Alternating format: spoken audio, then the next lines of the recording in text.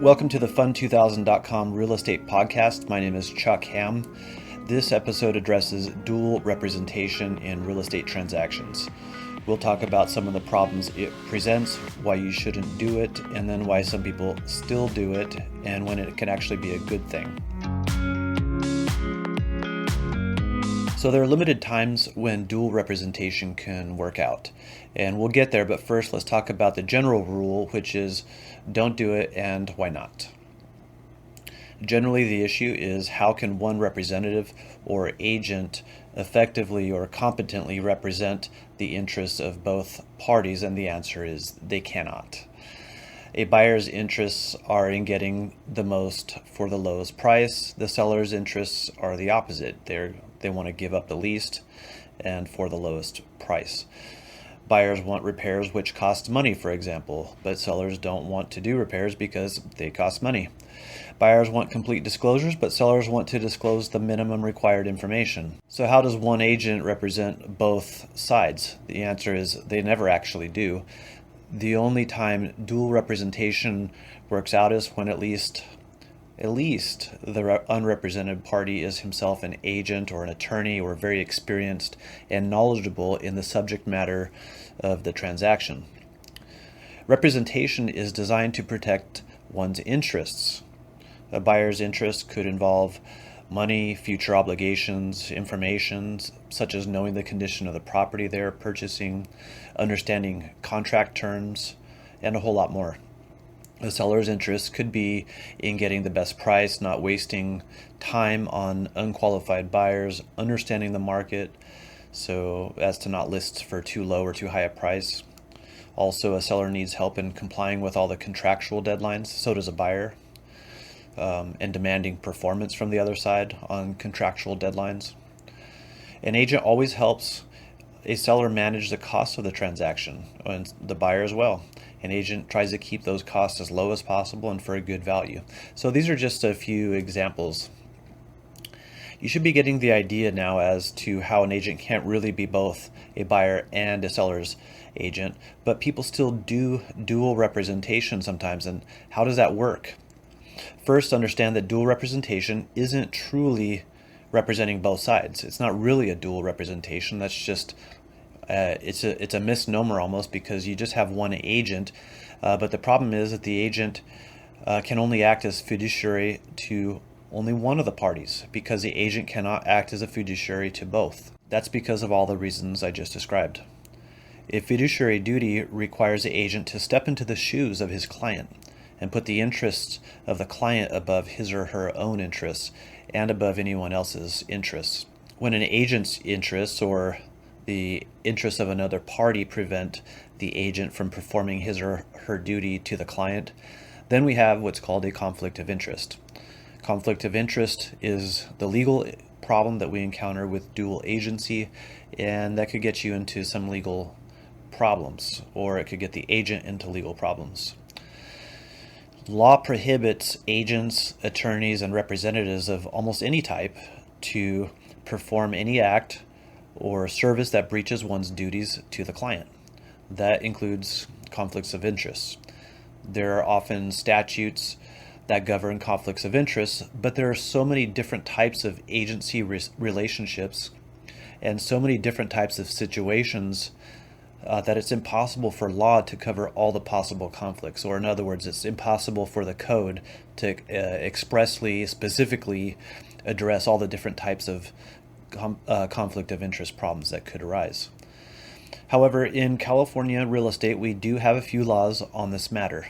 The most commonly required one in sales of real estate is the use of the required agency relationship disclosure. If you're watching on YouTube, I'm showing a copy of the required disclosure. This disclosure is just telling the clients about the law. This is not informed consent. What is informed consent? Informed consent usually refers to a document that you sign stating that you understand the particular situation or the particular representation that you have, and you're consenting to it. You understand your rights and the risks that are involved in such a situation that you're signing off on in that specific informed consent situation, and that your rights might be compromised in some way, but you're informed of the risks and you're willing to proceed despite the risks. This form, on the other hand, is required when an agent is involved in a sales transaction or a lease of over 1 year. This form basically summarizes the law and a party's rights in a real estate transaction as to agency relationships, what kind of agency relationships are allowed under law, and how California law breaks those agency relationships down. And in a nutshell, it's telling you that dual agency is allowed. So let's get into the document. All right, so top paragraph, a seller's agent under a listing agreement with the seller acts as the agent for the seller only. And to the seller, that agent owes a fiduciary duty of utmost care, integrity, honesty, and loyalty in dealings with the seller. So this is where you should see that that agent for the seller cannot possibly be loyal to both the seller and the buyer, because the duty that the agent has in that situation where there's a seller's agent is only to the seller. But we are stating what is required under the law to the buyer and the seller next. So this is saying a seller's agent does owe a basic minimum duty to both the buyer and the seller, and here's what it says: diligent exercise of reasonable care and skill and care in performance of the agent's duties, a duty of honesty and fair dealing and good faith, a duty to disclose all facts known to the agent materially affecting the value or desirability of the property that are not known to or within the diligent attention and observation of the parties. An agent is not obligated to reveal either party any confidential information obtained from the other party that does not involve the affirmative duties set forth above. Then it outlines a buyer's agent's duties. So if you're a buyer's agent, or if you have a buyer's agent, you can guarantee that the duty by law is that the buyer's agent owes a fiduciary duty of utmost care, integrity, honesty, and loyalty in dealings with the buyer. And that's why both parties should have their own agents. Each one wants to have somebody representing their interests at that level. But even the buyer's agent, just like the seller's agent, also has this minimum duty of representation of diligent exercise of reasonable skill and care in performance of the agent's duties, a duty of honest and fair dealing, a good faith, a duty to disclose all facts. So you can keep reading there, but that's the basic gist of it. Now let's get into agent representing both buyer and seller. A real estate agent, either acting directly or through one or more salespersons and broker associates, can legally be the agent of both the seller and the buyer in a transaction, but only with the knowledge and consent of both the buyer and the seller. So this is where you do get into an informed consent situation if the agent is going to represent both the buyer and the seller in the transaction. You want to get it in writing you want to get written consent from both the buyer and the seller. That's going to be the case, that both parties agree to that. In a dual agency situation, the agent has the following affirmative obligations to both the buyer and the seller: a fiduciary duty of utmost care, integrity, honesty, and loyalty in the dealings with either the seller or the buyer, not both. Other duties to the seller and the buyer as stated above in their respective sections. So that's what I was saying before. You can't have an agent who's loyal to both. You can't have an agent who gives his utmost care and integrity and honesty and loyalty to both the seller and the buyer. It's one or the other. But as a minimum threshold, the other duties, A, B, and C, still apply. And the minimum duties are things like reasonable care, honesty, disclosure. So that's, in a nutshell, the agency relationship disclosure. The second page, if you go to that, is just telling you all the same things, but where it is located in the Civil Code. So Civil Code section 2079.13 all the way to 2079.24, and so on. This required disclosure form is helpful, but with our culture of just signing without reading, a lot of people don't get to fully understand their rights as to agency relationships. I think a lot of times parties get duped into believing that they need to be in a dual agency situation because the market is tight and there aren't that many listings available, so they just accept whatever terms are presented to them without properly negotiating it, even though a lot of times they could have gotten a buyer's agent. I'll get into that here shortly. So when is dual representation good? Well, when both parties are fully informed and they consent to it. An agent who has already been hired to act as one's fiduciary is rarely in a situation in which they can correctly recommend dual agency. But an example of a scenario in which it might work is when the seller perhaps is represented by an agent and an unrepresented buyer himself is an experienced real estate agent or very experienced in real estate sales, and at least the seller is able to save money by allowing his or her own fiduciary take on some basic representation duties for the buyer. The representation duties are pretty much limited in this case because even though we are calling this dual representation, the agent still owes the highest duty to the seller only. Dual representation does not change that, just like we just got done discussing in the form. Dual representation could save the seller some money in this situation. Let's say it saves the buyer 2% of the purchase price, and we can use the average home price around here, maybe $700,000. 2% of that is $14,000. So if the dual representation saves your client $14,000, that's a real number, and you could justify doing the dual representation and recommending that if it's actually saving that amount of money.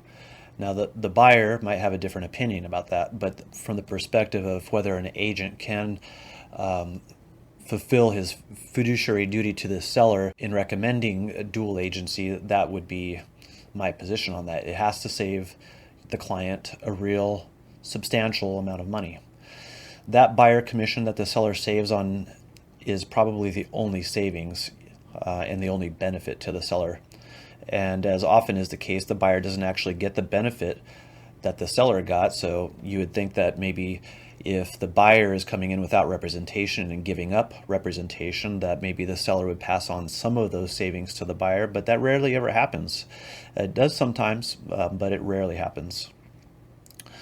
Because of that, I don't really think buyers get much upside when they give up having their own agent, except for the fact that unfortunately I know there are a lot of incompetent agents out there, and sometimes the buyer thinks they're just better off on their own. Unfortunately, I can relate to that. Our office has done and will continue to do dual representation, but only after careful safeguards to our client, and to ensure that our clients are actually benefiting substantially from dual representation. This almost always means saving money to our client, and almost always means not giving up information and rights unnecessarily.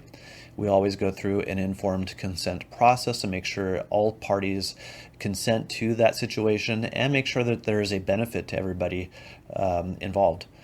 Our office also adds value by performing closing services when we represent one of the parties in the transaction. So you can theoretically save on escrow fees and other closing fees if our office is representing one side. Then we can perform that third-party neutral escrow role in the transaction. We don't do it often, but we do it in special circumstances. Our office always saves our clients money through all forms of representation, as well as services that require no representation, such as recording documents in private transactions. Maybe you are a seller who takes back a note and a trust deed on the sale of your transaction instead of taking all the money up front in a loan. And that could be the case coming up in future months or years as the market declines. Sellers might have to do some creative financing. We can help with all that. We can get the trust deeds recorded for you. We're set up to do electronic recording. We get documents like that recorded very quickly, just like escrow companies. Our in-house lender is available 24/7 to pre-qualify all buyers independently. This is a benefit to sellers because we reduce sellers' risk of wasting time with unqualified buyers. Unqualified buyers sometimes have to back out of transactions because of underwriting problems. Maybe they have more debt than was expected, or their income isn't quite what they said it was. We can avoid all those problems because we can foresee, we can get all the documentation up front because that's what they have to do to qualify for the loan anyways. That's why you want agents and a representation who's going to make sure all of that is covered. Well, our office is a lender as well as a sales agency. We're also very competitive with firms like Redfin who give back half of the realtor commission upon closing. That's a huge benefit to be able to reduce the money that you need to buy a home. If you're a buyer who is trying to save money, all buyers are trying to save money, but if you need those extra funds for your closing costs, that's the benefit of that realtor commission half-back credit. We also have great agents. We have all the best loan programs such as down payment assistance programs, FHA, VA, loans tailored for self-employed people that are based off of things like bank statements instead of W-2s or 1099s or tax returns. And we even have loans for foreign nationals. And of course, we have the lowest available interest rates. Check us out at sold2000.com. For our sales side, if you want to go directly to our lending side, go to fund2000.com. You can check out our interest rates or even apply for a loan or get it started. You can use those sites to contact me and we'll start a discussion on how we can help you. Thanks for listening.